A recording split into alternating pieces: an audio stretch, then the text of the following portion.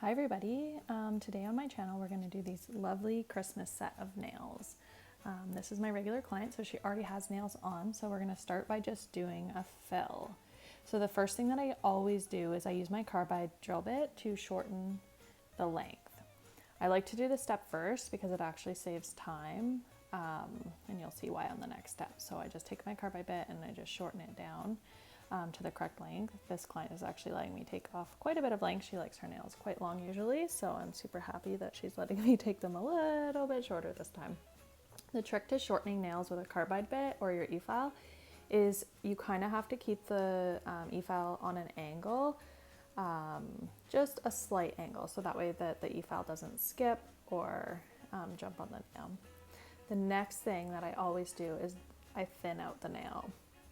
So basically, when you're rebalancing a nail, the apex grows out towards the tip and it's quite thick. So that's why I always shorten the nail first and then I spend the time to thin it out. It just saves so much time, because if you were to thin out the nail and get it to a good shape and then shorten it, then you have to go back in and start thinning out again. So just not worth it. So I just go through with my e-file and take down the bulk. And then before I'm done that, I just take off a little tiny bit around the cuticle, but I don't do the natural nail at all. So just shortening, thinning out, and removing all the gel polish.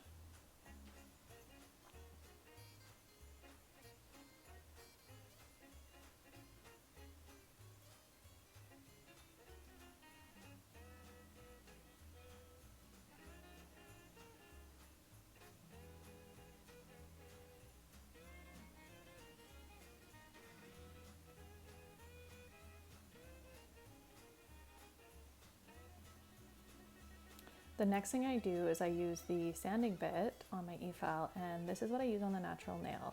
And you want to be really, really, really careful when you're using an e-file bit, especially on the natural nail, that you are keeping it parallel to the nail plate. So you're not angling it down, you're keeping it really nice and flat, so you're just removing the product and lightly, no pressure, just removing the tiny little bit of shine that is on the nail and any cuticle. So anytime I do a fill, I start off, I push back all the cuticles, I use my e-file to shorten, then I go through and thin out, and then I go in with my sanding bit and I do around the cuticle. I find this gives me really good shape, and it allows me to get any skin that's on the nail plate off. Then I do all of my shaping with my hand file. I find with any like ballerina shapes or coffin shapes, you really need to use a hand file. Once I get the shape where I want it, and I go around the cuticle as well with my hand file, I always give a nice good scrub.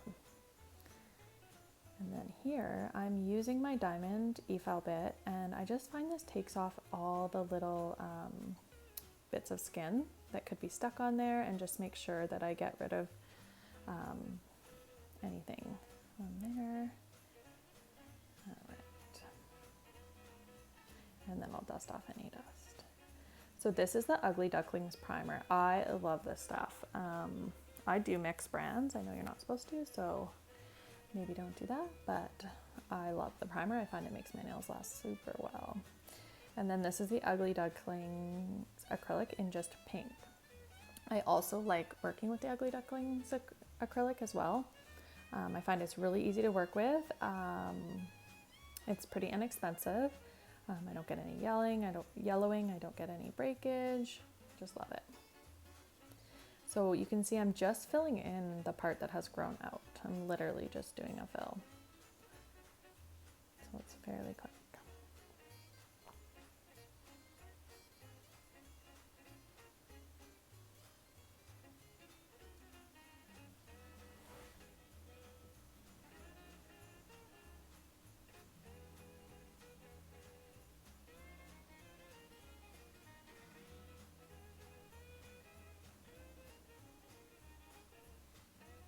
A trick to using acrylic in your salon, if you're worried about odor, is I always have a garbage can that has a lid on it. I also have a monomer dish that has a lid on it.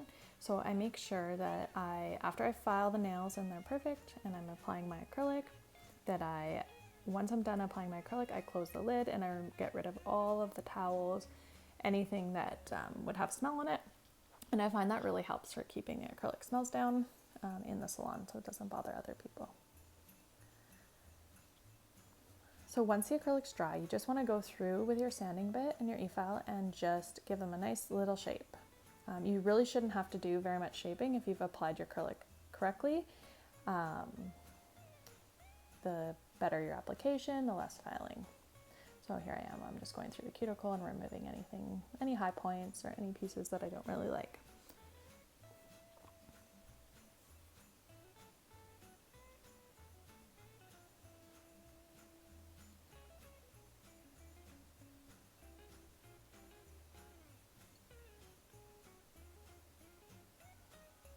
You want to make sure that your nails are shaped perfectly before you apply your gel polish. Any imperfections are going to get bigger the more coats you put on. So always take your time and apply and make sure your filing is perfect before applying any gel or gel polish or color or glitter.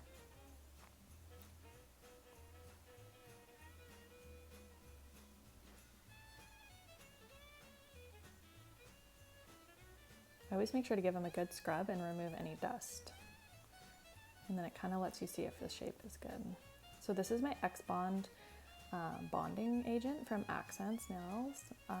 I also really like the stuff that it comes in a nail polish bottle for applying gel polish. I always use a base coat when I apply my gel polish to my acrylic nails. I find it just seems to last better and I don't have any issues with chipping or anything like that.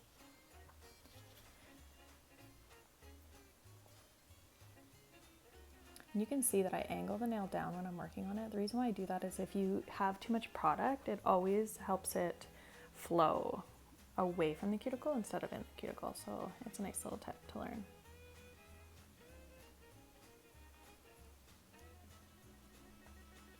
All right, here we're starting the colors. So we decided this one was going to be a red sparkly nail. I'm not even sure what brand this one is, but I liked it, so I grabbed it. It's a full coverage red sparkle. I decided to keep the nails matching on both hands.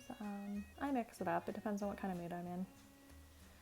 We were going off a few pictures for inspiration from Pinterest.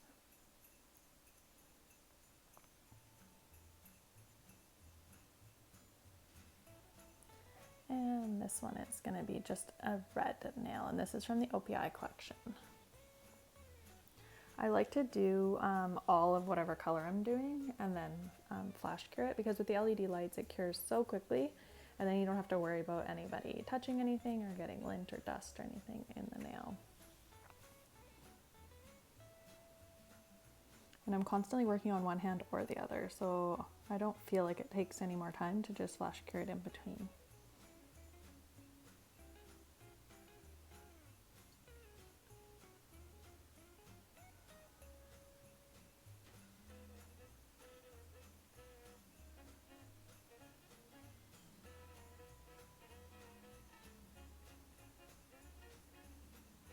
I always do 2 coats of gel polish, no matter what I'm doing. I just find it gives the best coverage. Sometimes I'll do 3 if it's a lighter color, but very rarely do I find I have to do 3. And you may have watched my other video, I can link it up here, all about OPI gel polish and how obsessed I am with it. I find the OPI gel polish is just so thin and easy to work with. It never wrinkles, it provides such a smooth, great coverage. If you have not tried OPI gel polish, I highly recommend trying it.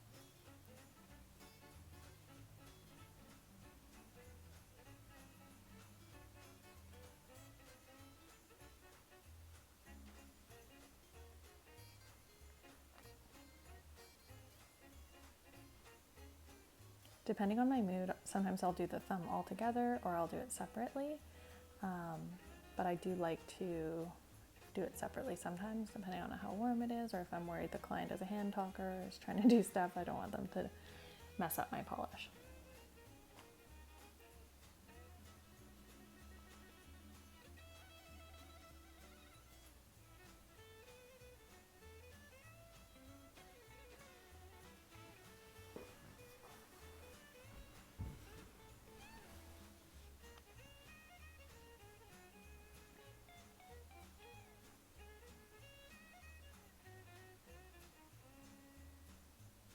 So here I'm using one of the glitters from the new OPI collection. It's like a white sparkle. It's pretty translucent. In the picture, the inspiration picture, it was just nude. So instead of doing a nude, I decided this color would go better with the set. So here I'm making a little snowsuit on the nail. So all you have to do is do a nice little white line. I'm also using gel polish for this as well. I think it's called Artistic Bride, I believe is the white that I'm using. I always do 2 coats, and the nice thing about painting with gel polish is if you make a mistake, as you can see here shortly on this nail, I did kind of go a little bit off, so I'm just taking my gel brush and just wiping it off. So keep in mind, anytime you're doing hand painting art, you are your hardest critic. So if it doesn't turn out, it's totally fine. Don't stress out about it. Don't try to put too much pressure on yourself. You'll get better and better at working with the product the more you do it.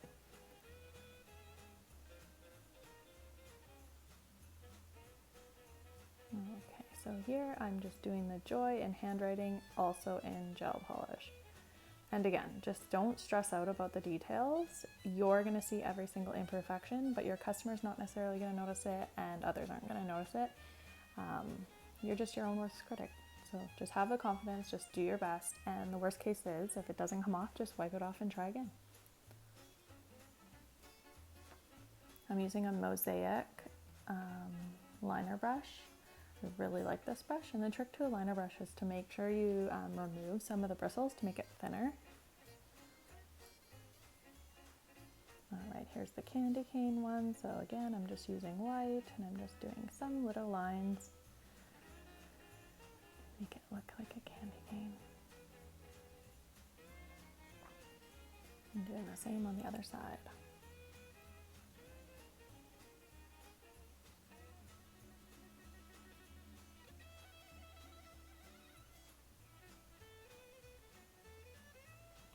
I then added red glitter, and it's hard to see in the camera, but it really popped on the nails.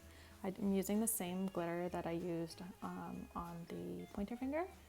So just kind of tied it all together and pulled it a little apart. Here I'm doing a little bow, again with the same red glitter. It's nice to use a combination of the same colors on the nails because it kind of ties them all together.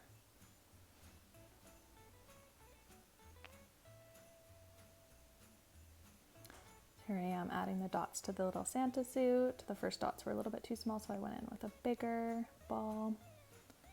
Same using gel polish as well. And here I am going back and adding my glitter because I had forgotten it. Sometimes when you're doing different nails on each finger, you miss a step and you forget and you have to go back. So here I'm using a gold. It's like a gold foily color, I would say. It's not glittery, but it's very frosty. So I'm just using it to paint the buckle, and then black for the belt. And I'm super happy that I did these Santa suit thumbs. They really made the set. If you ask me, they're some of my favorite nails. And here I am doing the other hand.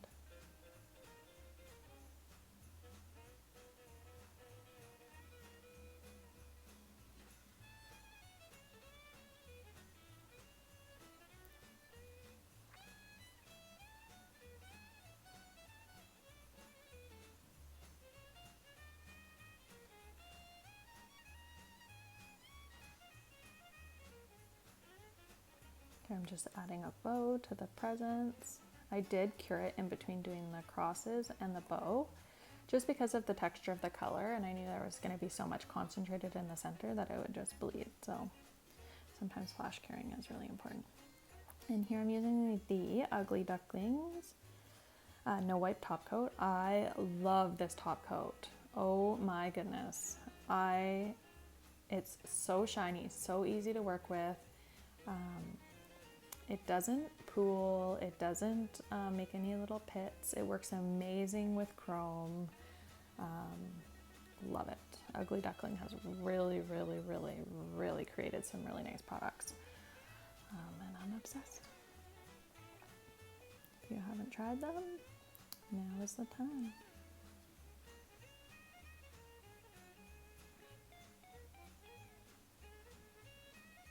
And here we go, here's the finished set. hopefully you enjoyed watching today, and if you did, please like and subscribe.